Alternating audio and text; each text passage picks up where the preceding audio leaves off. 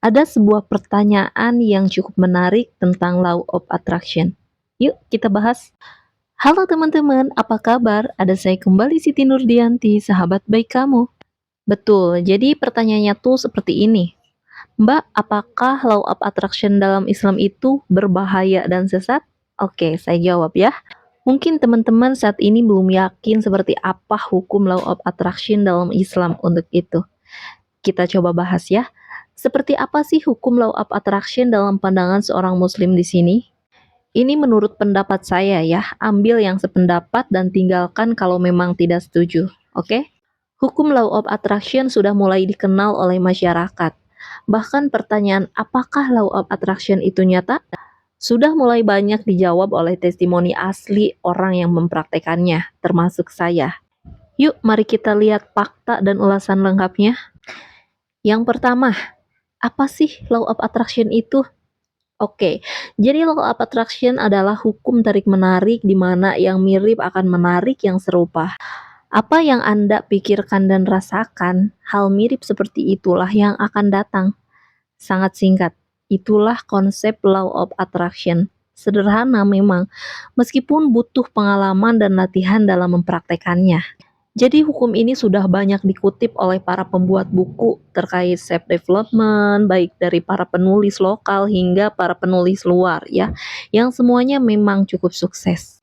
Ada Napoleon Hill dengan buku supernya Think and Grow Rich, lalu ada Rhonda Byrne dengan buku The Secret-nya, hingga Pak Tung Disi Muaringin dengan buku Financial Revolution, dan Ipo Santosa dengan 7 keajaiban rejeki. Yang kedua, Law of Attraction dalam agama Islam. Jadi sampai hari ini selama saya membaca banyak buku dengan topik The Law of Attraction, hampir semuanya memiliki energi positif. Tidak ada bahaya dan kesesatan selama kita tetap yakin bahwa Allah lah yang menentukan segalanya. Saya ulangi ya, Allah lah Tuhan yang Maha Kuasa dan menentukan segala hal yang terjadi. Jadi hukum Law of Attraction tidaklah lebih istimewa daripada hukum alam lain seperti gravitasi. Dari sekian banyak sumber yang selama ini saya dapatkan, Law of Attraction hanyalah sebuah hukum ketertarikan, di mana yang mirip akan menarik yang mirip dengannya, dan tidak ada hubungan bahwa hukum ini bahaya dan sesat. Memang, beberapa sumber ini terkait dengan agama, tetapi kita tidak sedang mengarah ke hal tersebut. Dan memang banyak pendapat dan autor yang memiliki perbedaan sudut pandang dari hukum ini. Sebenarnya banyak juga orang yang berbeda dalam memahami Law of Attraction.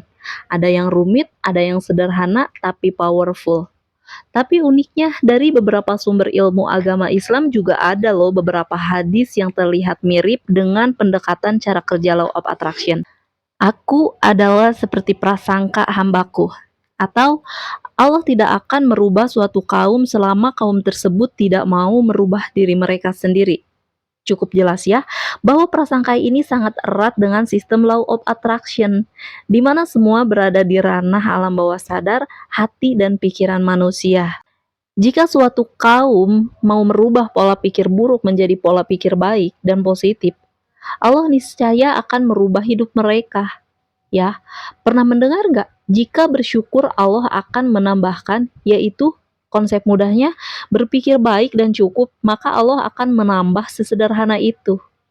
Contoh orang yang selalu murung dan berpikir buruk. Ia pasti akan selalu diliputi keburukan, karena memang hati dan pikirannya selalu tidak mau bersyukur, alias kupur nikmat. Betul nggak? Nah, begitu juga sebaliknya, di mana seseorang yang selalu bersyukur dan berpikiran positif, pasti akan selalu bahagia dan beruntung dalam hidupnya. Karena memang dia selalu merasa happy dan merasa bahagia dengan segala ketetapan Allah. Itu fakta loh, bahwa pikiran positif itu sangat berpengaruh sekali dalam menentukan kebahagiaan dan kehidupan. Jadi sederhananya, jika kamu berpikir hal yang baik, maka hal yang baiklah yang akan terjadi. Dan jika kamu berpikir yang buruk, maka hal buruklah yang akan terjadi. Secara pengertian seperti itu. Tapi prakteknya banyak orang yang salah. Di sini letak orang yang menganggap hukum ini sesat.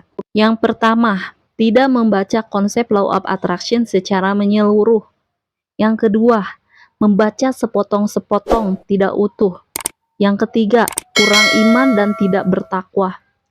Yang keempat, tidak paham konsep alam semesta yang memiliki ribuan bahkan jutaan hukum alam. Yang kelima, kurang referensi dari sisi ilmu pengetahuan sains dan agama. Jadi jika seseorang menganggap dengan law of attraction akan segera tercapai mimpinya, dengan bergantung pada hukum ini, maka hukum ini sama saja seperti manusia yang meminta kepada dukun sesat, demit, setan, jin, penyihir, mbah penunggu pohon, dan pesugihan. Ngerti ya? Jadi kalian harus ingat sama garis merahnya ya. Allah lah sang pencipta hukum law of attraction, dan ilmu ini bisa saja seperti konsep amalan sedekah, berbuat baik, berbakti dan sejenisnya, di mana semuanya berbuat baik akan dibalas hal baik pula. Sama kan? Ilmu law of attraction ini mengajarkan kebaikan seperti berpikir positif, jauh dari prasangka buruk, selalu optimis, dan selalu bersyukur. Jadi semua hal tersebut adalah pola tanam kebaikan tuai kebaikan di kemudian hari. The law of attraction dalam alam bawah sadar. Apa itu, Mbah? Oke, alam bawah sadar atau the subconscious adalah perilaku kesadaran manusia yang otomatis dan kadang tidak kita sadari. Itulah mengapa disebut alam bawah sadar, ya. Contoh, seperti bernapas, mengendarai motor atau mobil yang sudah terbiasa akan berjalan tanpa banyak berpikir. Contoh lainnya, seperti mau bersedekah, di mana angka Rp1.000 dan Rp1.000.000 akan tergantung alam bawah sadar masing-masing. Apakah besar atau biasa saja? Yap, itulah konsepnya. Contohnya, jadi selama kamu mau jadi orang kaya, tapi cara berpikir kamu ingin punya mobil Fortuner itu mahal dan sulit, ya selamanya akan sulit dicapai. Karena rasa sulit itu hadir di dalam hati nurani, dibentuk dari kebiasaan, lingkungan, dan pengalaman hidup. Makanya nih, saya pernah bahas di video saya yang dulu-dulu yang durasinya itu kalau nggak salah 1 jam 21 menit. Di sana saya membahas tentang pemrograman ulang alam bawah sadar. Nah, ini dia teman-teman gunanya untuk membersihkan sampah-sampah di otak kita dan di tubuh kita ya, supaya dapat menarik apa yang menjadi impian kalian dengan secara mudah menggunakan cara kerja law of attraction ini. Yang ketiga, apakah law of attraction itu bahaya dan sesat? Tidak, teman-teman. Selama Allah di atas segalanya, Allah yang menentukan takdir dan Allah yang berkuasa. Meski orang non-muslim sering menyebut Tuhan, universe, alam, dan yang lainnya, kita sebagai muslim tetap Allah sesungguhnya ya, sebagai Tuhan kita. Tidak ada yang berubah dan tetap dalam kuasanya. Jadi, apakah law of attraction itu sesat dan berbahaya? Jawabannya tidak. Clear ya? Nah, sekarang apa sih Mbak pengaruh law of attraction terhadap kehidupan? Oke, jadi manfaat law of attraction ini bukan hanya secara spiritual loh. Menerapkan law of attraction ini juga memiliki dampak positif untuk kesehatan mental dan kesejahteraan. Jadi, secara tidak langsung, saat menerapkan law of attraction, kamu lebih optimis dan mempercayai hal-hal baik akan terjadi, sehingga kamu juga akan lebih bahagia. Langkah awal apa saja sih Mbak kalau misalkan kita ingin menerapkan law of attraction dalam hidup? Oke, yang pertama, selalu bersyukur. Yang kedua, visualisasikan tujuanmu. Yang ketiga, lihat hal-hal positif pada tiap situasi. Yang keempat, pelajari bagaimana mengidentifikasi pikiran negatif. Yang kelima, lakukan afirmasi positif. Yang keenam, coba lakukan journaling untuk ragam ide dan rencana, ya. Oke, sekian dulu materi dari saya untuk kalian yang masih belum mempercayai atau mungkin tidak percaya dengan adanya law of attraction ini, kalian boleh mempraktekannya ya.